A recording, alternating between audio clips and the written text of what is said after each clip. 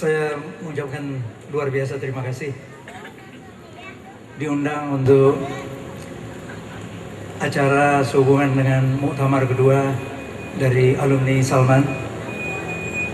Terima kasih luar biasa. Assalamualaikum warahmatullahi wabarakatuh.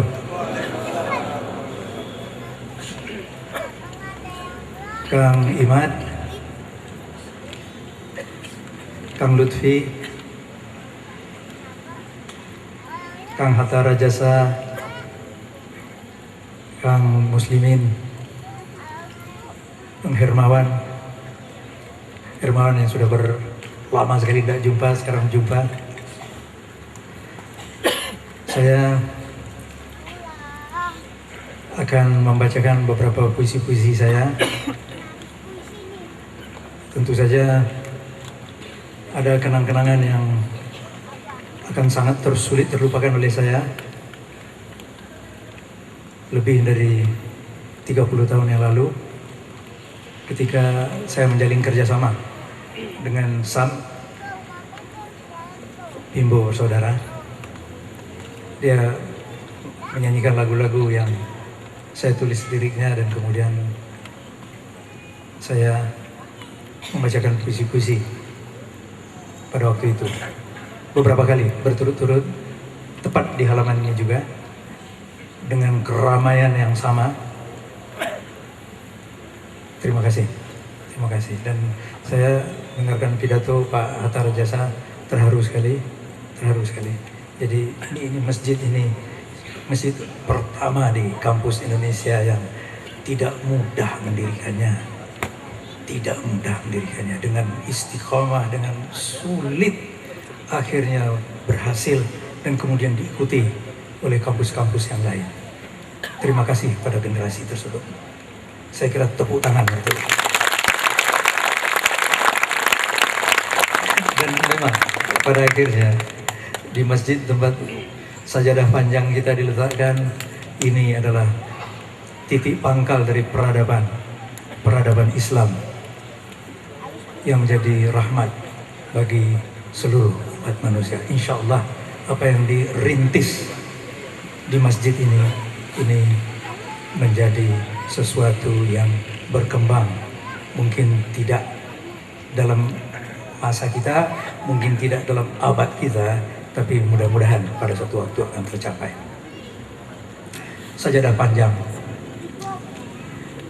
Ada sajadah panjang terbentang dari kaki buayan sampai ke tepi kuburan hamba bila kelak hamba mati. Ada sajadah panjang terbentang, hamba tunduk dan sujud di atas sajadah yang panjang ini. Diselingi sekedar interupsi, mencari rezeki, mencari ilmu, mengukur jalanan seharian. Begitu terdengar suara azan, kembali tersungkur hamba. Ada sajadah panjang terbentang, hamba tunduk dan ruku, hamba sujud, kita semua sujud, tidak lepas-lepas kening kita mengingat dikau seluruhnya. Rasulullah menyuruh kita mencintai yatim piatu. Rasul sendiri waktu kecil tanpa ayah tiada ibunda, mencintai anak yatim piatu adalah mencintai Rasul kita.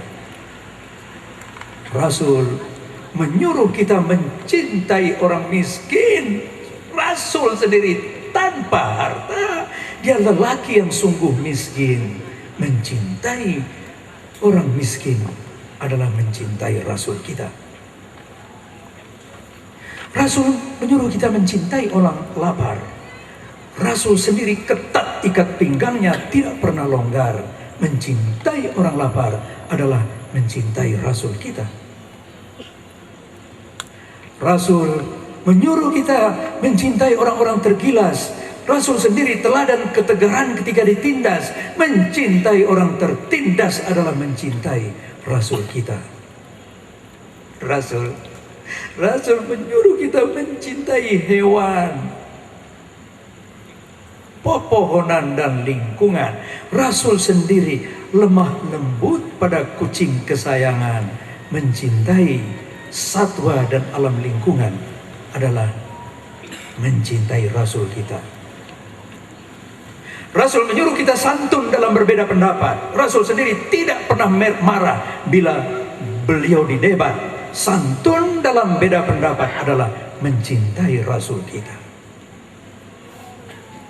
Kita cintai orang-orang lapar dan berkekurangan. Kita cintai orang-orang tertindas dimanapun mereka. Kita cintai anak-anak yatim dan piatu. Pada Rasulullah kita bersangatan cinta. Gemetar kami dalam zikir, gagap kami menyanyikan sholawat. Tiada cukup butir tasbih, tiada memadah kosakata dalam membalas cintanya secara bersahaja.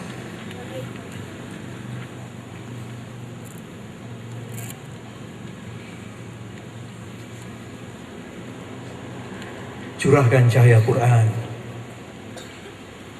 Semoga majelis kita ini seluruhnya, semoga majelis kita ini berserta keluarga, semoga majelis kita ini bersama umat seluruh bangsa, bersama seluruh umat Islam di dunia mendapatkan Lailatul Qadar, mendapatkan Lailatul Qadar. Amin. Curahkan cahaya Quran. Curahkan Rabbana, curahkan cahaya Quran. Cahaya yang datang dari Quran, yaitu Quran yang bukan cuma perhiasan tapi Quran bacaan. Quran yang bukan cuma Quran bacaan tapi Quran yang maknanya diresapkan. Quran yang bukan cuma maknanya diresapkan tapi Quran yang isinya deras mengalir, memasuki dan menyuburkan seluruh jalur kehidupan. Kita semuanya merindukan cahaya Quran selalu turun ke bumi kita, sehingga kalbu kita semua senantiasa cerah karenanya, sehingga dunia terang benderang jadinya. Kami mengaku kami zalim terhadap diri sendiri, kami banyak cacat itu dan ini, tapi janganlah karena itu ditutupkan cahaya Quran bagi kami semua. Kami mengaku kami jahil, jauh dari sempurna, hati kami banyak penyakitnya, amal kami banyak cacatnya. Tapi janganlah karena itu ditutupkan cahaya Quran bagi kami sekalian. Wahai yang maha pemberi cahaya, ya nur, wahai yang maha pemurah dan bijaksana, jangan biarkan Quran di rumah kami cuma jadi pelengkap perabotan, tapi jadikanlah Quran pelengkap kehidupan. Jangan pula biarkan Quran hanya merdu di lidah dinyanyikan, tapi jadilah Quran indah dalam penerapan keseharian. Jangan biarkan Quran cuma dibacakan dalam acara kematian, tapi jadikanlah dia panduan sepanjang kehidupan.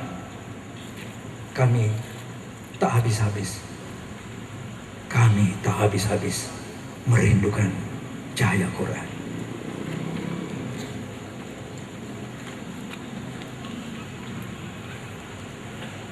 Mencari sebuah masjid.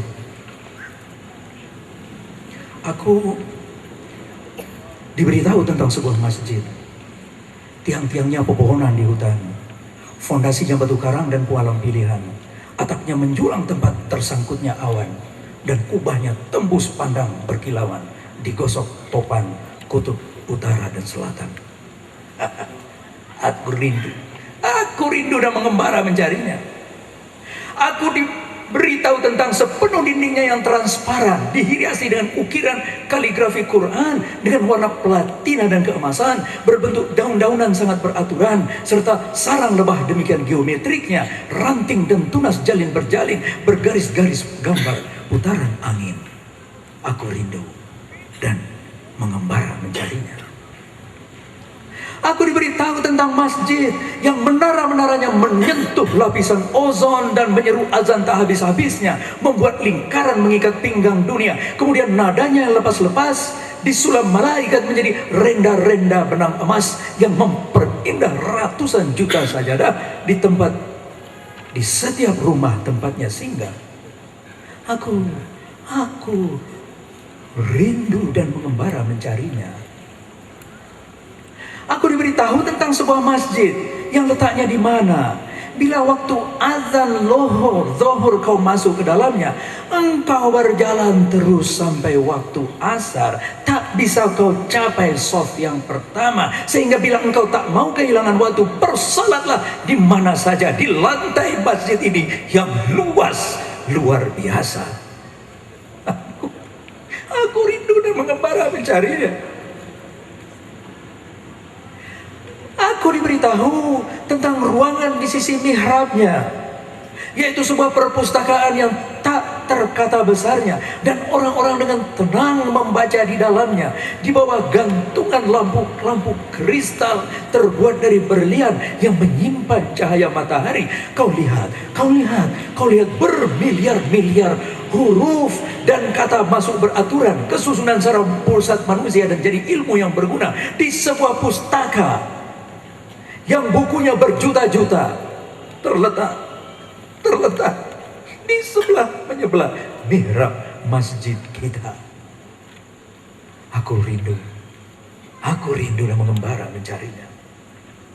Aku diberitahu tentang masjid yang beranda dan ruang dalamnya, tempat orang-orang bersila bersama dan bermusyawarah tentang dunia dengan hati terbuka, dan pendapat bisa berlainan namun tanpa pertikaian. Dan kalaupun ada pertikaian, bisalah itu diuraikan dalam simpul persaudaraan yang sejati, dalam hangat sajadah yang itu juga terbentang dia di sebuah masjid di mana gerangan letaknya. Tompas aku dalam rindu, mengembara mencarinya. Di manakah dia gerangan letaknya?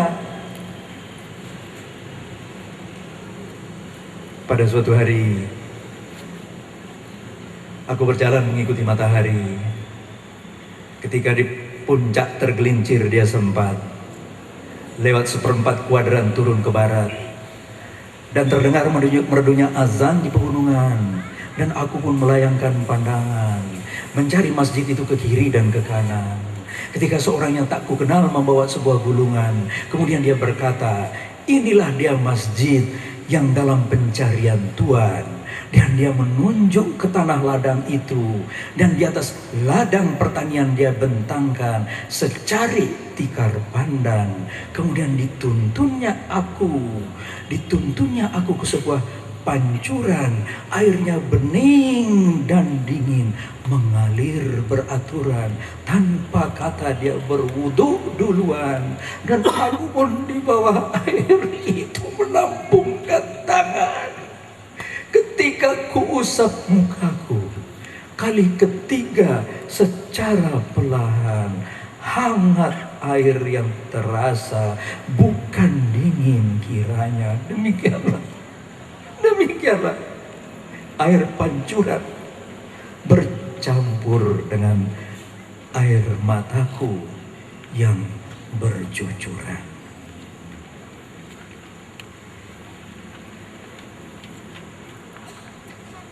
2 tahun saya menuliskan puisi ini, mencari sebuah masjid. Tidak jauh-jauh sudah ketemu. Ini di belakang saya.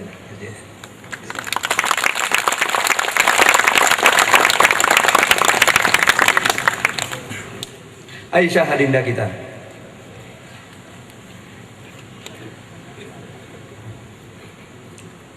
(27 tahun yang lalu, 23 tahun yang lalu. Ya, 23 tahun yang lalu.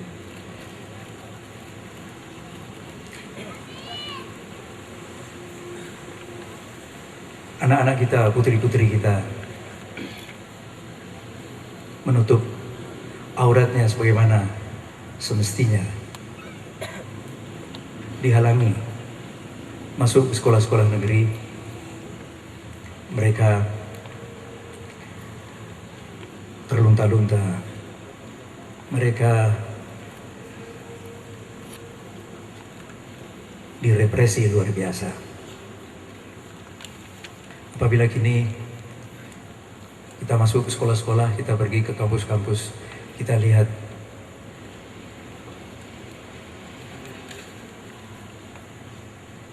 siswa-siswa, mahasiswa-mahasiswa yang berjilbab seperti lautan jilbab, seperti yang disebutkan oleh MH Ainun Najib. Tapi pada tahun 83-84 perjuangan mereka itu luar biasa. Memang strategi mereka adalah mengeluarkan anak-anak kita dari sekolah-sekolah negeri yang utama di hampir semua kota. Saya membuat sebuah lirik yang lagunya dinyanyikan oleh Bimbo. Judulnya Aisyah, Adinda Kita. Aisyah, adinda kita yang sopan dan jelita, angka SMP dan SMA 9 rata-rata. Pandai mengarang dan berorganisasi. Mulai Muharram 1401, memakai jilbab dia, menutup rambutnya. Busana muslimah, alangkah pantasnya. Aisyah, adinda kita yang sopan dan jelita, indeks prestasi tertinggi 3 tahun lamanya, calon insinyur dan bintang di kampus. Mulai Muharram 1404, tetap berjilbab, menutup rambutnya. Busana muslimah, amat pantasnya. Aisyah adinda kita, tidak banyak dia berkata-kata, dia memberi contoh saja. Ada 10 Aisyah berbusana muslimah, ada 100 Aisyah berbusana muslimah, ada 1.000.000 Aisyah berbusana muslimah, ada 1.000.000 Aisyah. Aisyah adinda kita.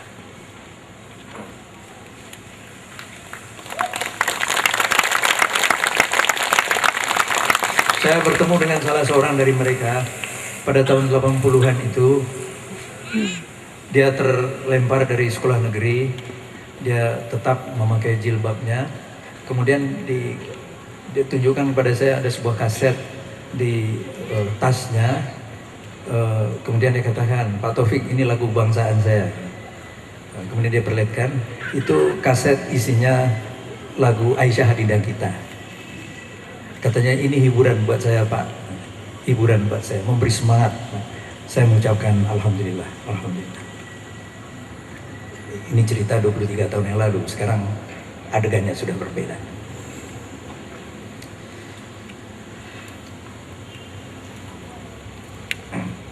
Ketika El-Maut disembelih, ketika hari pengadilan semesta selesai dinyatakan, ketika keputusan terakhir telah dijatuhkan, ketika sejarah manusia di jagat raya ditutup dengan resmi, meliputi beberapa ribu miliar tahunnya, meliputi berapa triliun manusianya, membuka panorama yang dahsyatnya luar biasa. Maka manusia diantarkan masuk surga sejauh-jauh pandangan mata rombongan mereka. Maka manusia digiring masuk api yang menyala sejauh-jauh pandangan mata rombongan mereka. Pada waktu itu El-Maut akan diletakkan di antara surga dan neraka, dan akan disembelih sampai mati, habis riwayatnya. Kemudian akan ada yang berseru, Ya ahlil jannati la mauta, wahai penduduk sorga, tidak ada lagi mati. Kemudian terdengar seruan lagi, wa ya ahlan nar la mauta, wahai penduduk neraka, tak ada lagi mati. Setelah El-Maut tak ada lagi, maka penduduk sorga hidup abadi tak mati-mati. Bahagia luar biasa. Setelah El-Maut tak ada lagi, maka penduduk neraka hidup abadi tak mati-mati. Sengsara, sengsara luar biasa.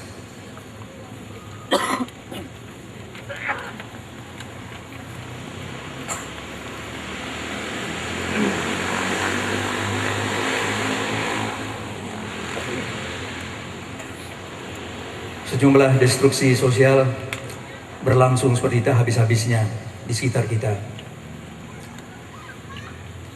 Bencana alam, bahaya narkoba,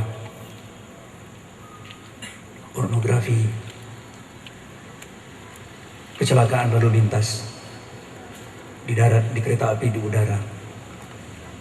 Salah satu diantaranya baru lagi terjadi, gempa di Bengkulu dan di Sumatera Barat.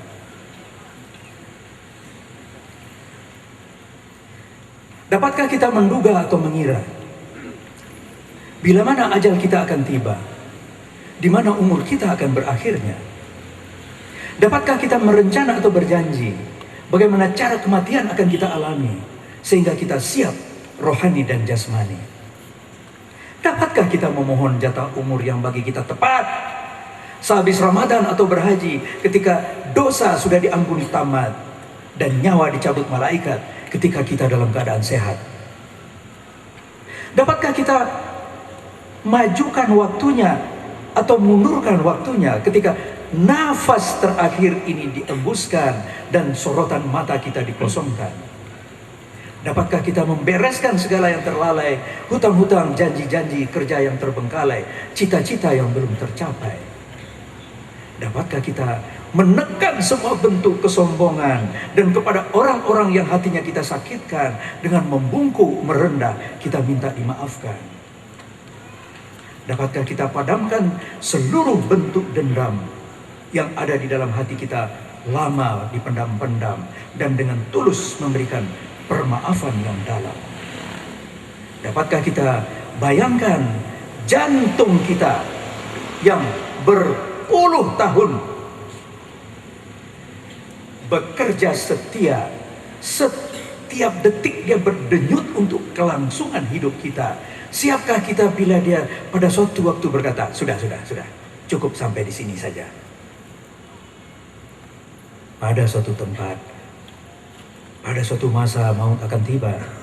Beratus kemungkinan waktunya, beribu kemungkinan tempatnya, melalui gabungan kemungkinan bentuk dan cara, lewat penyakit, kecelakaan, perang, berbagai bencana, di dalam rumah, kendaraan, jalan raya, di alam terbuka, secara sangat perlahan, dan orang dapat menduga-duga secara sangat perlahan, tapi orang mana mungkin menerka, secara tak disangka, sangat tiba-tiba, tanpa isyarat suatu apa, dan tepat pada detik terjadinya, kita menyaksikan semua terpana, menundukkan kepala, semua terpukul, tergoncang, terhempas, terobek, tiada sepatah kata, semua menitikkan air mata.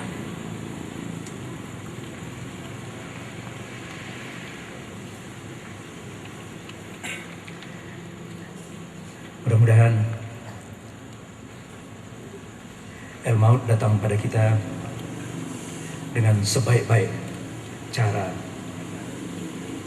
sehingga kita semua mendapatkan akhir yang sebagus-bagusnya. Husnul khatimah. Amin. Para hadirin yang terhormat, pada tahun ini ada seorang penyair, kalau dia hidup terus, dia berumur 800 tahun. Dia berasal dari Farsi, kemudian dia meninggal di Turki. Dia bernama Jalaluddin Rumi. Puisi saya berikutnya adalah tentang Jalaluddin Rumi.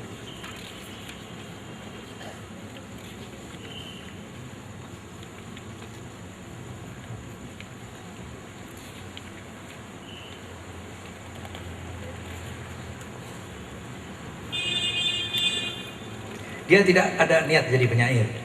Dia seorang yang alim, dia seorang yang sangat saleh dan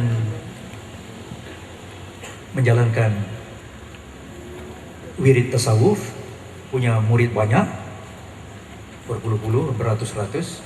Semua kata-kata yang keluar dari lisannya seperti puisi. Murid-muridnya ternganga mendengarnya dan kemudian mencatatnya, mencatat. Sang guru tidak pernah menuliskannya. Kemudian murid-muridnya datang kepadanya dan kemudian menunjukkan, ini yang Ustadz yang Ustadz sampaikan tadi. Kok kelihatannya indah sekali sebagai puisi. Kemudian dia dilihat, oh iya bagus juga ya, bagus juga. Tapi dia tidak ada niat untuk menjadi itu. Akhirnya dia dituliskan oleh dia dan itu sampai 15.000 bait banyaknya. Inilah Jalaluddin Rumi. Selepas wudhu, air mataku berlinang, azan pun berkumandang, terbakarlah masjidku di bagian gerbang, dan salatku demam garam. 37 umur Jalaluddin Rumi ketika dia pertama kali dengan tokoh aneh Syams Tabriz berinteraksi. Sufi, pengembara, penyair, orang eksentrik ini yang memberinya baterai energi puisi. Sebelumnya dia tidak ada urusan sama sekali dengan bentuk keindahan sastra yang satu ini. 15 tahun periode musik, puisi liris dan tari sufi. Diwan Syamsi Tabriz, 15.000 bait kumpulan puisi untuk sahabat karibnya ditulisnya dalam periode ini. Saksikan perbendaharaan batinnya sebagai seorang sangat saleh dan ilmunya berbobot begitu dalamnya ketika dicolok kabel aliran listrik estetika memenjarkan berjuta megawatt cahaya menyilaukan mata kita semua dalam rentang waktu 8 abad lamanya. Tuan Jalaluddin, wahai Tuhan tidak ada niat jadi penyair, tak pernah ancang-ancang menulis saja, apalagi pantun, mocopat dan gurindam. Tak ada urusan sebelumnya dengan musik dan tari gasing berputar-putar itu yang belakangan Tuan asyiki itu. Tapi ribuan bait gazalmu menyampaikan cahaya kearifan kehidupan, bobotnya makna batin pencerahan, sehingga malu aku membaca puisiku sendiri. Ringan bagai kapuk randu alas roban, cuma bersenda gurau dengan kehidupan, menepuk bahu dan sedikit mencubit. Sekali ada juga ku kirim smash dalam pertandingan bulu tangkis single dunia melawan syaitan di dalam kegelapan dan terancam kekalahan. Tapi Masnawi dan Diwan Tuan di abad 21 ini memberiku sinar bantuan. Tuan Jalaluddin, wahai, izinkan aku menerjemahkan puisimu, satu dari antara gazal beribu-ribu itu. Sayang tidak langsung dari bahasa Farsi yang tak kupuasai, tapi tak urung aku menitikkan air mata mengalih puisikannya. Begini puisi Tuan. Walau semua lampu dinyalakan dan makanan di meja dihidangkan, selepas salat malam dilaksanakan, sang kekasih tak lepas tiada lekang dari ingatan. Ada rasa sedih, ada rasa risau, berkelindan dengan ratapan. Salatku demam garang, itulah sebabnya wuduku air mataku. Tatkala azan dikumandangkan, terbakar gerbang masjidku. Alangkah aneh ini salat orang kasmaran. Lalu katakan padaku, apakah sah bersolat begini tanpa peduli ruang dan waktu? Aneh benar rasanya ini, yang 2 rakaat, apalagi sampai rakaat keempat. Terlebih lagi anehnya, ku baca sebuah surah tanpa lidah. Kemudian bagaimana mungkin ku ketuk gerbang Tuhan tanpa jantung, tiada pula tangan? Karena telah dikau ambil jantung dan tangan hamba. Ya Tuhan hamba, lindungi hamba. Demi tahun, demi Tuhan, tak tahu aku ketika aku bersolat itu, apakah memang ada seseorang yang tegak memimpin jamaah, atau bahwa ruku ini sudah selesai dan solat pun usai.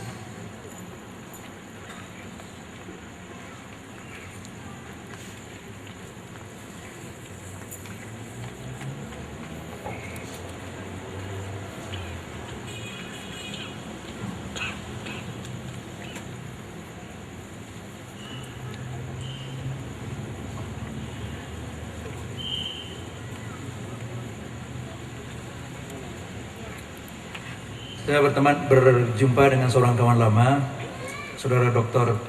Thomas Jamaluddin, ahli astronomi dari Lapan. Kemudian sebelumnya saya berjumpa dengan putra dari sahabat ayah saya, yaitu saudara Irfan Ansori, yang mendapatkan sebuah puisi saya, judulnya Bulan, Apa Kau Sulit Dilihat. Ini merupakan pergulatan dalam pikiran saya lama sekali, yaitu antara ru'yah dan hisab. Dan kemudian sesudah banyak melihat, kemudian juga ikut meru'yah, akhirnya saya sampai kepada suatu kesimpulan bahwa pada akhirnya memang harus hisab, tapi pendapat ru'yah itu juga harus dihormati. Nah, seluruhnya itu saya simpulkan di dalam sebuah puisi saya. Puisi ini terlalu panjang, 4 halaman. Bulan, apa betul kau sulit dilihat? Tetapi saya tidak akan membacakannya secara lengkap. Cuma mungkin mudah-mudahan pada suatu waktu nanti. Cuma ini adalah sebuah puisi saya yang sedikit sekali di antara yang secara total saya tulis di Masjidil Haram. Alhamdulillah. Saya ingin betul menulis puisi Masjidil Haram, tapi gagal bertahun-tahun. Tapi persis dengan puisi ini dan ada 2-3 yang lain, ini berhasil. Nah, rekan saya ahli astronomi ini mengatakan, tadi kami berdiskusi, yaitu dia menganjurkan supaya anak-anak kita suka melihat bulan. Ini satu hal yang saya juga terperangah. Betul. Ini hal itu tidak pernah lagi saya lakukan, supaya melihat bulan, supaya melihat bintang, supaya mengamati angkasa ciptaan Tuhan ini, dan kemudian tentu saja mempelajarinya dengan baik-baik. Salah satu sebuah bait yang akan saya bacakan di sini adalah dialog antara seorang anak kecil dengan seorang dewasa, yaitu mengenai perbedaan situasi cakrawala 14 abad yang lalu dengan kini. Jadi ru'yah dengan mata telanjang, apalagi dengan teleskop, dengan keker, itu sudah hampir tidak mungkin lagi sekarang.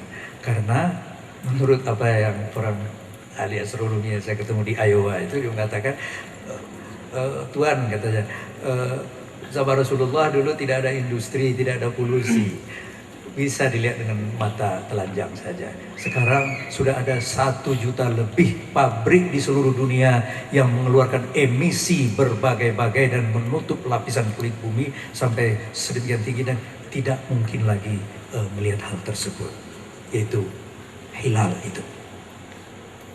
Si anak kecil ini bertanya, Bapak, apakah terdapat perbedaan situasi cakrawala 14 abad yang lalu dengan kini? Kemudian dia berkata, tentu saja keadaannya berbeda sekali. Dahulu langit sangat jernih, tak ada cemar polusi, seimbang luar biasa secara fisika dan kimiawi. Paling-paling sesekali awan dan kabut tebal melapisi. Kini berjuta pabrik di dunia dan kendaraan memuntahkan emisi ratusan jenis gas limbah, jadi tabir menghalangi, terapung-apung dia di atas kulit bumi. Kaki langit tidak sebersih dahulu lagi, seperti ada selaput tabis tipis menabiri, sehingga terhalang pandang bulan sabit pertama hari. Itulah yang kamu kira, kata bulan, saya tak menampakkan diri. Kelihatan tak kelihatan, bulan terus meluncur di garis pelayangan, berpuluh ribu abad dalam peredaran, sangat patuhnya, tidak ada penyimpangan. Kemudian kata anak itu, terima kasih rembulan, menarik benar diskusi ini. Kemudian ujar sang cendekia muda, dia berumur 9 tahun, di ujung teropong bintangnya, sekarang banyak soal jadi jelas bagi saya. Terima kasih rembulan, terima kasih.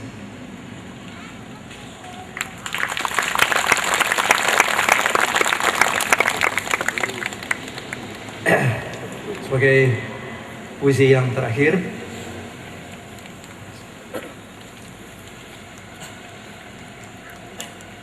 Saya akan membacakan di sini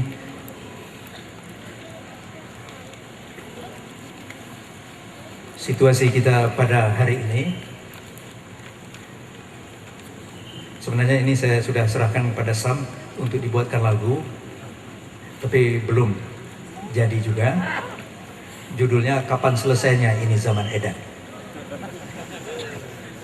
Apabila tadi kita sangat transendental, sangat rohania, nah sekarang kita kembali ke bumi Indonesia, dan kemudian puisi ini sebagai semacam surah An-Nas untuk pembacaan malam ini. Kapan selesainya zaman edan? Kenapa banyak orang hidupnya senang padahal mendapat rezeki haram? Kenapa banyak orang hidupnya susah walaupun mendapat rezeki halal? Tapi itu cuma kelihatannya senang karena mendapat rezeki haram. Tapi itu cuma kelihatannya susah walaupun mendapat rezeki halal. Konsep halal dan haram berkelahi habis-habisan dalam otak dan perasaan kita. Alangkah susahnya dua pilihan, campur aduk, kacau balau tak karuan, berantakan malang melintang tak karuan. Kapan selesainya ini zaman edan? Bilakah habisnya ini zaman edan?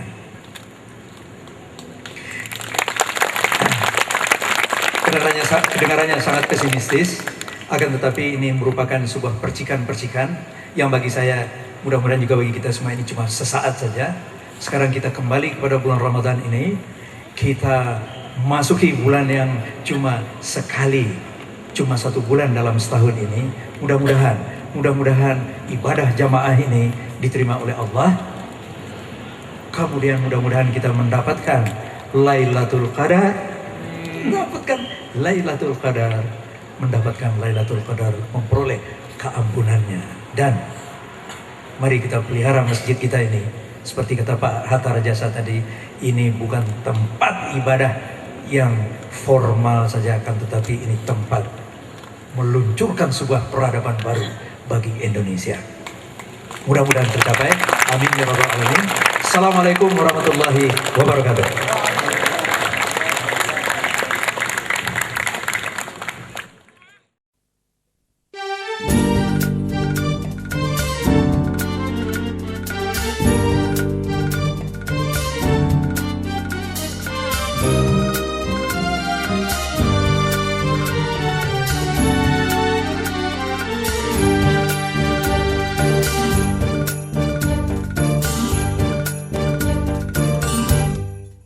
Ada anak bertanya pada bapaknya, buat apa berlapar-lapar puasa? Ada anak bertanya pada bapaknya, tadarus tarawih apalah gunanya? Lapar mengajarmu rendah hati selalu, tadarus artinya memahami kitab suci. Tarawih mendekatkan diri pada ilahi.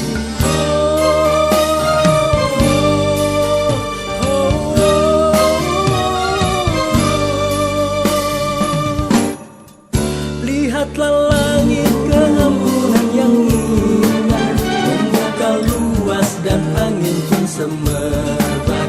Nafsu angkara terbelenggu dan lemah, bunga ibadah dalam ikhlas sedekah.